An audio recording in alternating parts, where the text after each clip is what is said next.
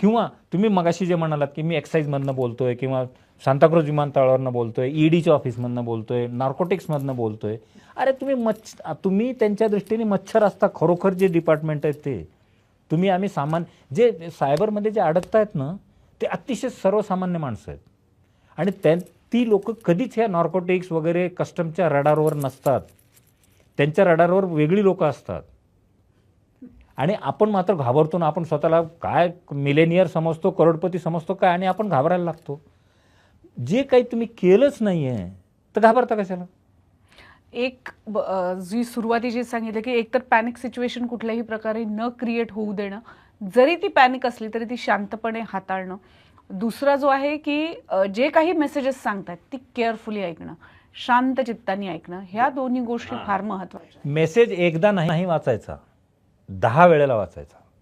बरोबर 8व्या 9व्या वेळेला तुम्हाला त्याच्यातलं ट्रिक सापडते. कारण गव्हर्नमेंटच्या ह्याच्यामध्ये ऑफिशियल लँग्वेज असते.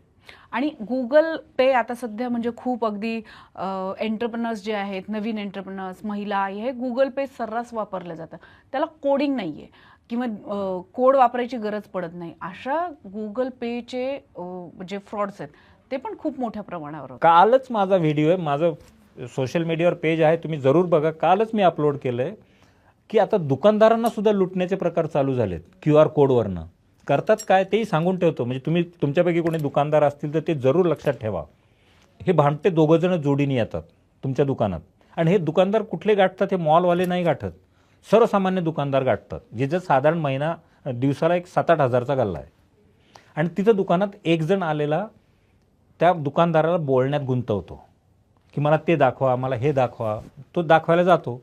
इकडं हा काय करतो, दुसरा जोडीदार, त्याच्या स्वतःच्या बँक अकाउंटचा QR कोडचं स्टिकर त्याचं खिशात तयार असतं. मालक तिकडं पाठ फिरली की तो ते स्टिकर त्याच्या दुकानदाराच्या त्या पेवर लावतो, चिकटवतो. आणि तो माल काय घेत नाहीत, खरेदी वगैरे नाही, ठीक आहे बघतो नंतर येतो म्हणून निघून जातात. आता होतं कसं बघा, स्कॅन केलं तर तिकडे केलं तर पैसे कोणाला जाणार आहेत? भामट्याकडं. दुकानदाराला फक्त स्पीकर जरी लावला असेल, दुकानदाराला काय आवाज जातो?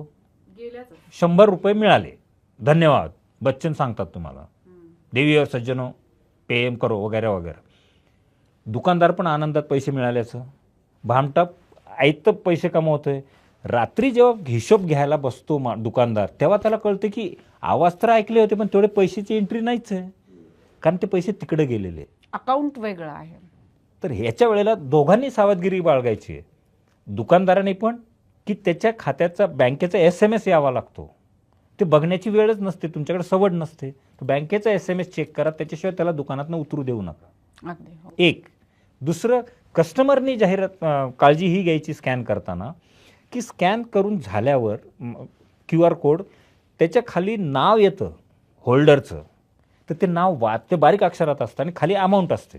तर तुम्ही बारीक अक्षरातली ती नाव वाचा, दुकानदाराला विचारा, कन्फर्म करा की बाबा आकाश एंटरप्राइज तूच आहे का? मग तो म्हणेल हो, मग पे करा. तो म्हणाला नाही आहे, इमिजिएट थांबवा पेमेंट. त्याचे आणि तुमचेही पैसे चुकीच्या माणसांकडे जाण्याचं थांबेल. किती सोपी ट्रिक आहे.